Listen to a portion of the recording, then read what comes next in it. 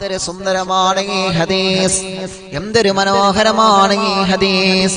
ഏതെങ്കിലും ഒരു പ്രിയപ്പെട്ട ഭർത്താവ് ഭാര്യയുടെ കൈകൾ വിരലുകൾ ഇങ്ങനെ ചേർത്ത് പിടിച്ചാൽ, ഏതെങ്കിലും ഒരു പ്രിയപ്പെട്ട ഭർത്താവ് ഭാര്യയുടെ കൈകളിലേക്ക് വിരലുകൾ ഇങ്ങനെ ചേർത്ത് പിടിച്ചാൽ, ഏതെങ്കിലും ഒരു പ്രിയപ്പെട്ട ചെറുപ്പക്കാരൻ അവന്റെ പെണ്ണിന്റെ അവൻ കല്യാണം കഴിച്ച നിക്കാഹ് കഴിച്ച അവന്റെ ഭാര്യയുടെ കൈകളിലേക്ക് വിരലുകൾ ഇങ്ങനെ ചേർത്ത് പിടിച്ച് കഴിഞ്ഞാൽ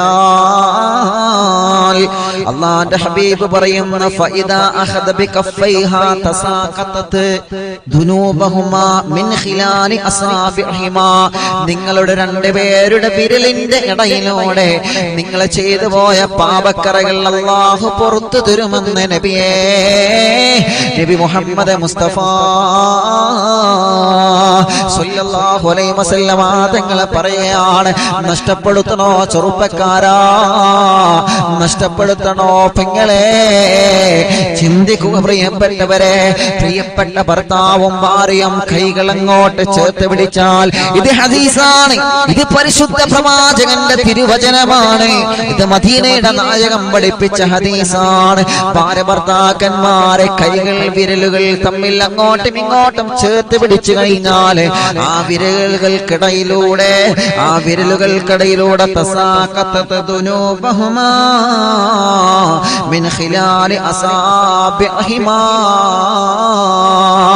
ഈ രണ്ട് വിരലുകൾ ഉണ്ടല്ലോ, 10 വിരലുകൾ ഉണ്ടല്ലോ, ആ 10 വിരലുകൾക്കിടയിലൂടെ അവരുടെ പാപക്കറകൾ ഇങ്ങനെ കൊഴിഞ്ഞു പോയി കൊണ്ടിരിക്കുമെന്ന് നബിയേ, നബി മുഹമ്മദ് മുസ്തഫ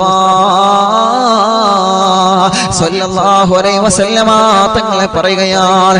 എന്തോ ഒരു വലിയ സൗഭാഗ്യമല്ലേ, എന്തോ ഒരു വലിയ സന്തോഷമല്ലേ. ഇതൊക്കെ നിങ്ങളുടെ ജീവിതത്തിൽ ലഭിക്കണമെങ്കിൽ ഒരിക്കലെങ്കിലും നമ്മൾ പിടിച്ചു നോക്കുക. പ്രിയപ്പെട്ട ഭാര്യയുടെ കൈ സന്തോഷത്തോടെ പിടിച്ചിട്ട് വേണ്ടേ നമ്മുടെ കൈകൾ അങ്ങോട്ടും ഇങ്ങോട്ടും ചേരുമ്പോ അല്ലാഹു നമുക്ക് പുറത്തു തരുന്നതാണ്, അല്ലാഹു നമുക്ക് മാപ്പ് തരുന്നതാണ്. എത്ര തെറ്റുകുറ്റങ്ങൾ ജീവിതത്തിൽ വന്നതാണ്, ആ തെറ്റുകുറ്റങ്ങളൊക്കെ പൊറുക്കാൻ ഒരു നിമിത്തമാണ് ചെറുപ്പക്കാരാ, ഒരു നിമിത്തമാണ് പെങ്ങളെ. ഭാര്യ ഭർത്താക്കന്മാരെ സന്തോഷത്തോടെ കൈകൾ ഇങ്ങനെ ചേർത്ത് പിടിക്കുന്നതെന്ന് നബിയേ, നബി മുഹമ്മദ് മുസ്തഫ സല്ലല്ലാഹു അലൈഹി വസല്ലമ തങ്ങൾ പറയുകയാണ്. അതുകൊണ്ടാണ് മഹദിയായ ബീവി ആയിഷ റളിയല്ലാഹു അൻഹ പറയുന്നുണ്ട്, എന്റെ പിന്നാലെ പ്രവാചകൻ അങ്ങനെയായിരുന്നു.